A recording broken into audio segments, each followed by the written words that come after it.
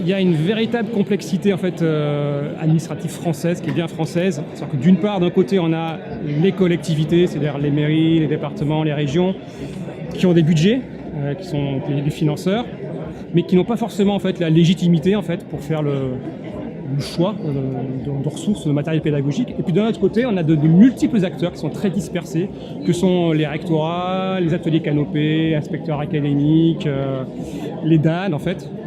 Et il est très compliqué en fait pour une petite structure telle que la nôtre, qui comporte 4-5 salariés, de bâtir en fait une stratégie commerciale en fait. C'est très compliqué. Il faudrait mettre en place en fait une sorte de guichet unique qui permette de mettre en relation directement en fait l'enseignant, voire personnel en fait, personnel pédagogique, ceux qui font la pédagogie, avec des ressources en fait qui sont labellisées par l'institution.